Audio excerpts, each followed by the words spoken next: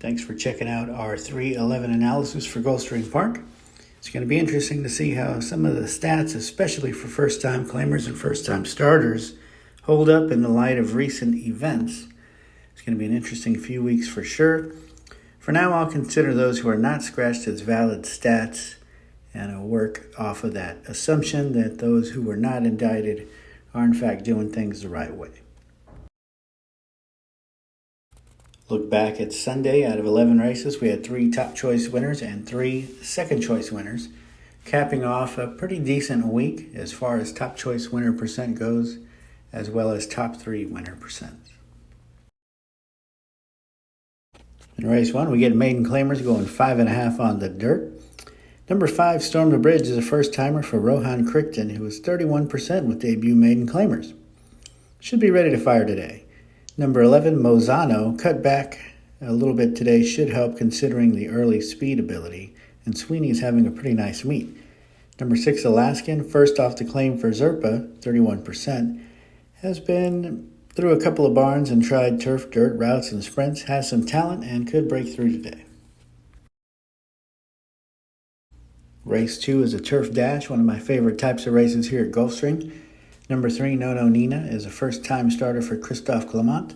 Off steady work, she should be more than ready. See what I did there?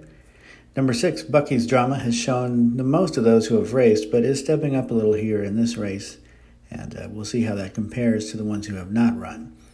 Number 2, Saucy Tune, is set to improve off a decent debut effort. Can't do much better than Irad Ortiz on the mount right now.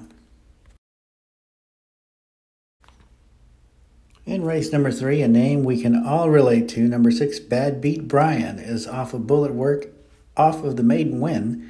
McLaughlin is 20% with last out winners. I'm expecting him to be on the lead again, as that style seemed to work for him, and to run away with it. Number 4, Dynadrive, is off the claim by Maker, who's 14%, coming from a high-quality operation in Jonathan Thomas. He's set to run well. If he runs back to his December effort in Tampa, he will be really tough here. Number 2, Dancing Dunzil, is running well for Weaver, should be involved early, and has staying power. Race 4 is another 6-furlong maiden claimer on the dirt.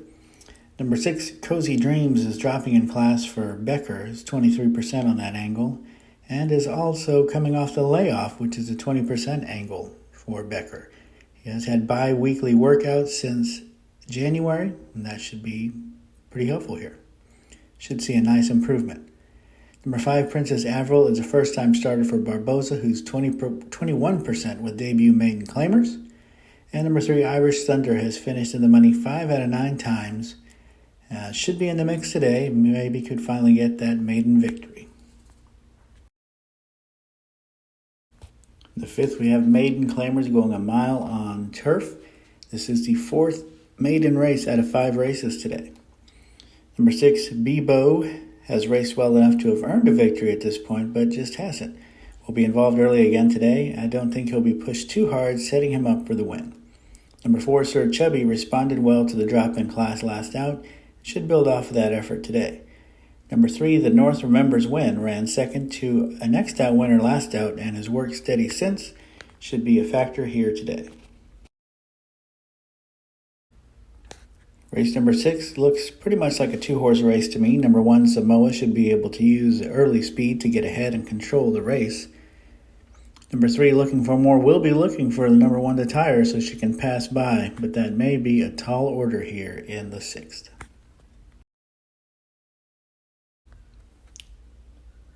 Number 1, Solar, is off a win and a bullet work for Kelly Breen, who's 30% with last out winners. Should be running well when it matters late in this race. Number 2, Gambler's Fallacy, is back to the preferred turf surface for Chad Brown. The switch should help this one get back on track. She has the best speed figures, and Brown is 25% plus in all the relevant angles. Number 7, I'm the Captain Now, has some back class, but it will take one of those nostalgic type efforts to get it done today. Race 8, we get a 5-furlong turf dash allowance optional claimer. I like number 8, Kuchina, who's starting for the first time for Mott with 17% angle, off of a significant layoff. Was overmatched most of those races on the running line, but ran respectfully against much tougher company. Today's class relief should help. Number 4, the Virginian ran well off the pace last out and could catch the leader. This time around, could employ very similar tactics in his first race against winners. Number 3, Dio Forte has been facing tougher and should welcome this class relief as well. Comes in off a sharp bullet works a couple of weeks ago. Here, number 1, Mo Beat Ya Bad faces winners for the first time. Thomas is 15% with last out winners and 36% with horses second off. Castellano will play Catch Me If You Can by putting this one out on the lead early. Number 8, Ricky Ticky Taffy should be close to the number 1 throughout the race, has shown the speed to get it done in the past. Number 4, Beyond Gone has shown flashes of ability, and one of those efforts could surprise the group. This Torpedo will need a big improvement, however, to get the win. In today's finale, your 6th maiden race of the day, number 7, Aerodynamic, is an anchor choice who's second off for Pletcher, 20%, dropping even further in class. He's shown a little bit of improvement, and I think he'll show more today, especially on the class drop. Number 4, Princessa Crystal, is one of the 2 horses who have a speed figure close to the number 7, which was in her last race. Number 3, Funny Feather, is an interesting Torpedo who will be ready to go should the favorites falter as she comes off of a nice bullet work.